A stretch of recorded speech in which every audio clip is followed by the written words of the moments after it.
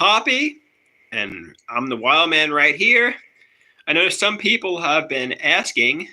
But we're at Casa de Papi. We're at Casa de Papi. I know some people have. Welcome to Casa de Papi. Sorry. That's all right. So some people wanted a health update on Papi. I mean, that's obviously the first and foremost. Hey, okay. What's happening with me?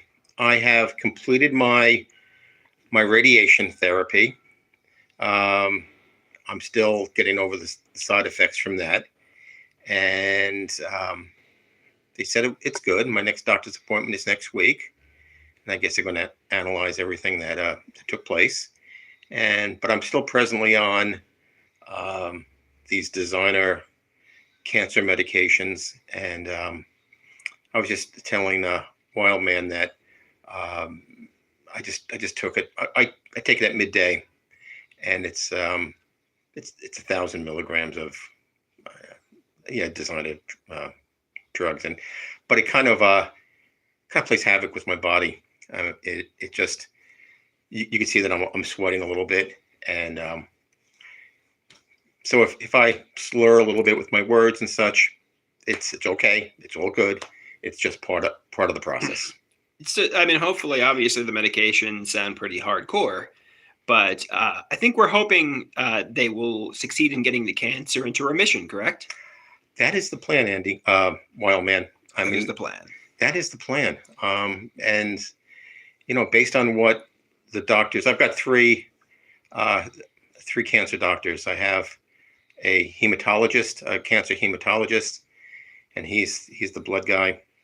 And he's a very famous doctor in New York City, Sloan Kettering.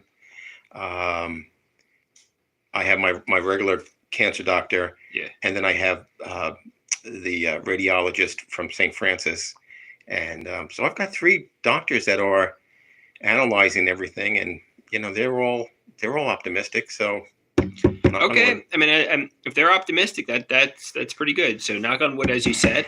Yep. Hopefully we have Papi around for many years to come. That is the plan. Yeah, there's the plan. That is the game plan. We got somebody in the house. I can't really see what their name is, but they said, hey, hello. Hey, hoi hoi.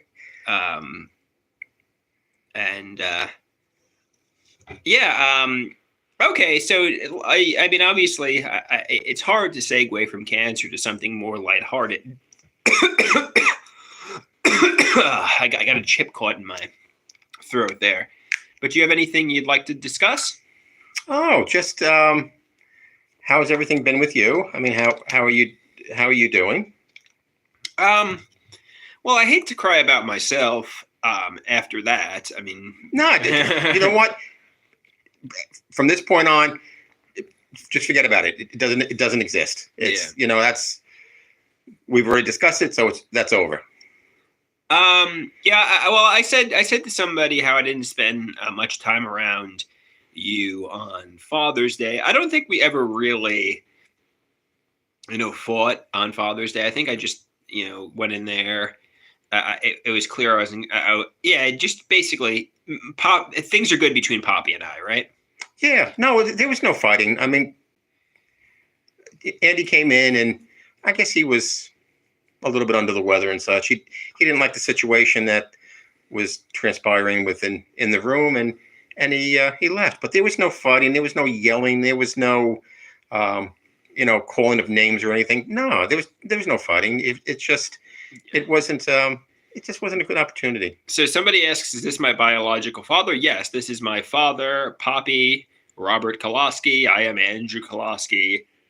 He is my dad. Mm-hmm. So for those of you, I mean, I guess these are newcomers to the channel. I mean, some people that have been following us since 2016 obviously know this, but I guess the newcomers don't. No, and Andy's my first son, my oldest boy. Yes. So, and I'm proud of him. I'm proud of you. Well, I mean, I don't know. I don't know. I guess I'm proud of you too. I'm proud of. I'm proud. You're my father. That says it all. Yeah. Or as for the people who have been on since the beginning, as you can see, I'm just like, I'm overheating. So, but no, that's normal because I just took my my drugs a little while ago, and so I carry my it's not a tissue anymore or whatever. It's one of those cloths that wipe up all water and such. And I was like, you know what? This is perfect for me. Anyway, that's it. Nice. Anything going? Well, you want to talk about Iran and Israel? Oh, that's a mess. I mean, you know what? People want Papi and the Wildman's take on Iran and Israel. Yeah, not to get political in any way, but I fully see what Israel is doing. I fully understand that. Hey, their country's over there. They're surrounded by countries that just totally hate them and will do anything to destroy that country.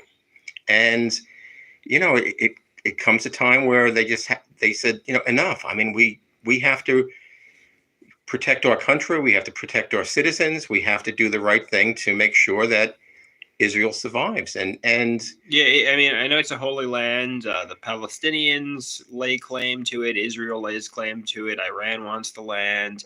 And they said Israel was committing genocide against Gaza. And I mean, it's just a real shades of gray kind of issue. And some people say Iran is close to getting weapons of mass destruction, and we're headed towards war, which obviously nobody likes war. I mean, it's pretty unpopular. Is that? Am I doing? No, yeah, you're doing good. But going back to the Gaza situation, it's very thin line there because look, Israel was attacked.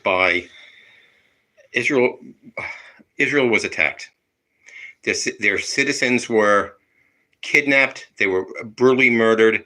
And I mean, that's wrong. But that's the government over there. So they're still holding Israeli prisoners. The government's still in charge. And as soon as Israel says, hey, you know what? Okay, all good. We're pulling out and stuff. The government's just going to build up again and attack Israel again. So, but is it overkill?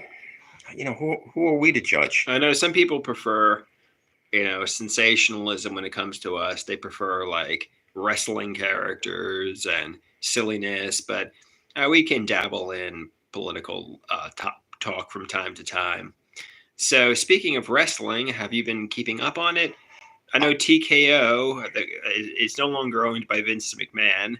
It's now owned by TKO, who I believe owns the UFC as well. And some people say they're putting ads on the mat. They've done a lot of unpopular moves, like release R-Truth, who they were signed as R-Killings.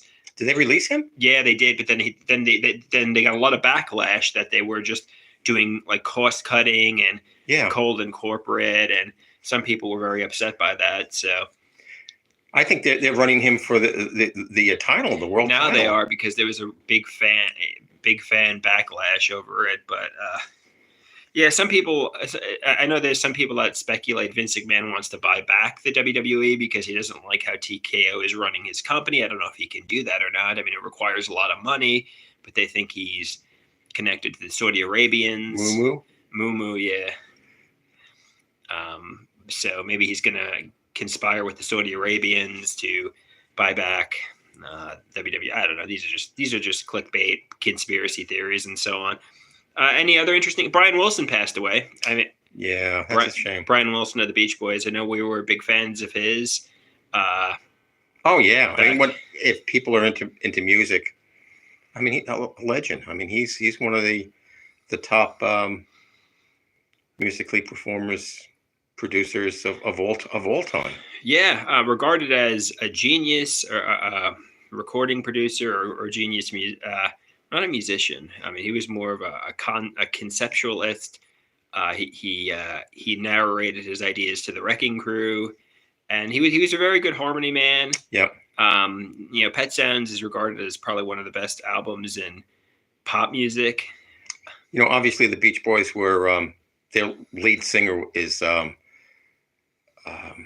Mike Love. Mike Love, thank you. Yeah. But the best vocal in that entire um, band was his brother Carl. Carl had a very angelic voice, and his voice is very distinctive. Matter of fact, if you know the song God only knows. God Only Knows, that's Carl Wilson singing that. And if you don't know it, go listen to that song, God Only Knows by the Beach Boys, and you'll see what a wonderful song that was. It was. It still is. I know. Many musicians, including Paul McCartney, say it's his favorite song of all time, and that's pretty high praise coming from somebody who was probably in the most famous rock band. So exactly. Yep.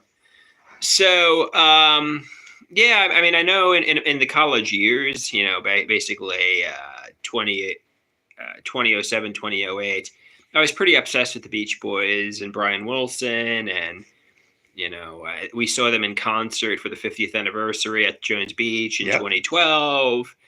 I would talk about Brian Wilson and the Beach Boys a lot in that at that time.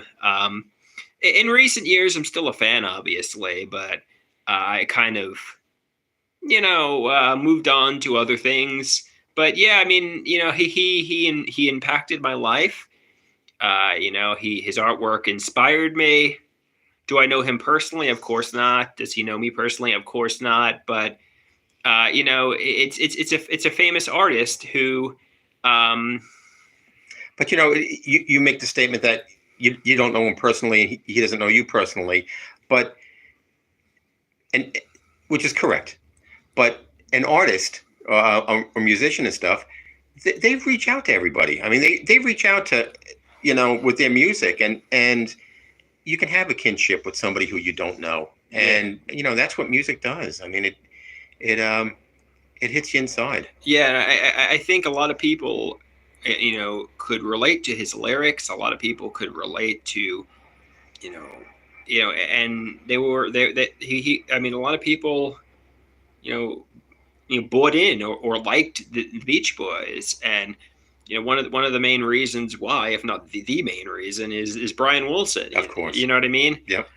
And you know what, you don't have to be like a fan of the band, but if you're having a bad day and you hear a Beach Boys song on the radio, mm-hmm. you automatically, it kind of peps you up a little bit. I mean, everybody knows, or at least they should know, like Good Vibrations, Let's Go Surfing, Surfing Safari. Speaking of Beach Boys, the Train is I don't know if it could pick up, but they're doing the Train whistle. That's the end of the Pet Sounds album, right? The train in the distance, rolling down the tracks, and dogs barking at the train. That is correct. That's eerie and coincidental, isn't it? Yeah. What do dogs bark at trains? I'm not really sure. That's an interesting. Yeah. They're trying to protect. I guess. What do you think that means? At the end of the Pet Sounds album, dogs barking at the train, changing times, this shall pass. Like, why do you think he closed the album with dogs barking at a train? I guess when you think of a train, and especially a train going through the station or leaving a station, it's kind of like, okay, it's the time to move forward. The train has left. It's time to move on to something else. Changing times. Some people also argued there was a lot of suicide by trains in the 1960s, and the album goes from very happy, wouldn't it be nice, to sad, and basically like soul crushed and heartbroken. So some people say it could actually have meant suicide by train, but you got to ask Brian Wilson what it means, and I mean, and he's no longer alive, so we can't get the right answer there. Yeah, I don't think so. I mean, I don't know one way or another, but yeah, I don't think so. I mean, especially at that time, Brian Wilson was trying to create the perfect album, the greatest album of all times, and to throw like suicide or something into the album. I mean, it did go from happy to really dark and sad towards the end, and I mean, he didn't come right out and say suicide, but it might have been just, Caroline Knows a very dark and depressing, not dark, but a depressing song, a very downer song. So it might very well have actually meant that, but he didn't come right out and say, oh, well, like System of a Down, Chop Suey, or Papa Roach, Last Resort. He didn't come right out and say it means suicide, but it's open to interpretation. It could also mean changing times, Yeah, of course. Yeah. Okay, so you want to change the topic? Yeah. What do the people out there think of my my overgrown beard and my long hair? To be honest with you, I mean, although we have some comments there, nobody's really talking. Nobody's really saying anything. So I guess we'll have to come up with topics ourselves, and we'll have to come up with ideas ourselves here. And I'm superstitious, so when I was, and the reason for the the long beard and the long hair, when I was diagnosed with the cancer, I decided at that point, hey, I'm not going to cut my hair. I'm not going to, cut my beard. Everybody knows the story of Samson. He got his strength and his courage from his hair. So I was like, you know what? If it worked for him, it may work for me. Okay. I know it's not. I know you say everybody knows the story of Samson. I do not know the story of Samson. So could you please educate me quickly? You don't have to go into the whole. Oh, yeah. Long and short of it was Samson. His strength came from his hair, and then when they cut his hair, he lost his strength. He was unable to fight and be a competitor anymore. I mean, that's long and short of it. Okay. Hey, if it worked for him, it may work for me. So here's something I'm self-conscious about, and tell me what your perspective is on this. So do you think I have neurological damage? Do you think my brains have turned to mush in comparison to how I was at 18 years old? Do you think I still come across sharp, discerning, quick-witted? Or do you think I come across like I'm a vegetable mind? Do you think I come across like I have neurological damage? What's your opinion on that? Oh yeah, definitely not. I mean, you know what? Hey, look, you're able to open. I mean, little things. Open a bottle of water, drive a car. Drawing. Yes. And if you had neurological damage, you wouldn't be able to do any of that stuff. I mean, or you would. It would be difficulty. There would be difficulty. In regards to comparing you from back then to now, no, I see no fall off at all. But what you may feel. So you don't think I know some people said on my channel that I behaved like Brian Wilson in the 1980s after like sitting in isolation and using. Well, I didn't use drugs, but I was on a mega regimen of psychiatric medications for 10 years. And I'm afraid, the isolation and the medications have, kind of turned my brains to mush in a way. But you disagree with that? Yeah, I disagree with that. First question I would ask is, these people online, they didn't know you 10 years ago. They didn't know you 15 years ago. They didn't know you 20 years ago. So, or maybe they did, but. No, absolutely not. I mean, you're able to have a conversation. You're able to do things. You're able to set up videos. I mean, jokes aside. No, I'm not joking at all. I'm being serious. I mean, if you felt there was some truth to what I'm saying, I mean, I would want you to be like, oh yeah, of course. Maybe you're a little wacky, but maybe now you're like Ozzy Osbourne. Like I'd want you to be honest with me. No, I think you are being honest with me. I mean, look at the videos. Do you slur your words?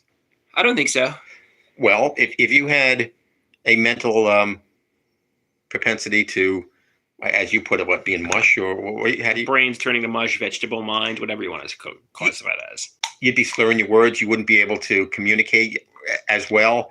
You wouldn't be able to be sharp in doing things. I mean, you compare with your videos back then.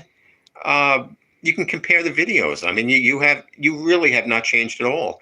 I mean, what really has changed is life. I mean, the fact that you're not 18 years old anymore. I'm not 18 years old anymore. I mean, at 18, you could fall out of a tree and bounce up and be fine. Today, if you fall out of a tree, you'll probably break something. Yeah, it's a very interesting point. I know some people said, when we were in our childhood, we could jump off the roof, and you would be just fine. Now if I jumped off the roof, I would break something, like you said. Even when you do your running, right? Yeah. Every once in a while, don't you say like, oh, my foot hurts, my knee hurts. That's coming of age. I mean, in my 20s, yeah, I could run all day long, literally, and in my late 30s, I'm sore a lot. And I know you said football players often talk about that, how they know they're getting old because it takes like a week to recover from the big football game, right? Yeah, I forget which football player it was, but he retired, and they asked him, why are you retiring?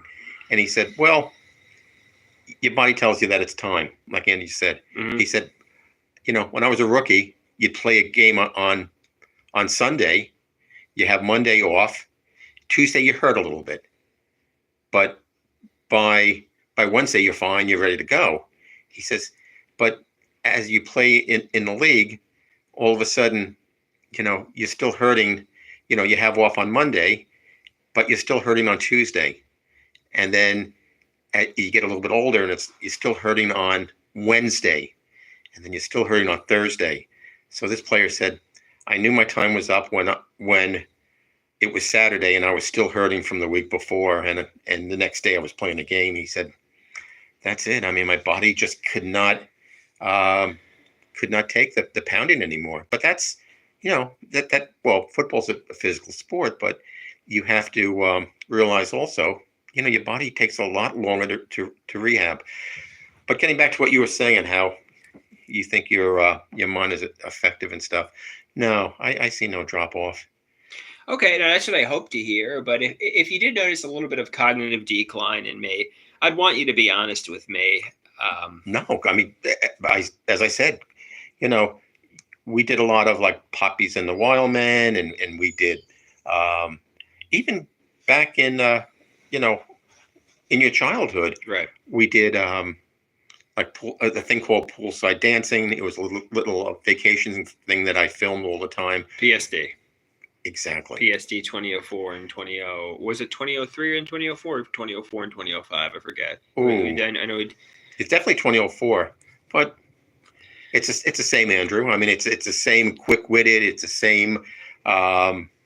It's the same. I mean. Oh, the Brian Wilson train whistle. There you go.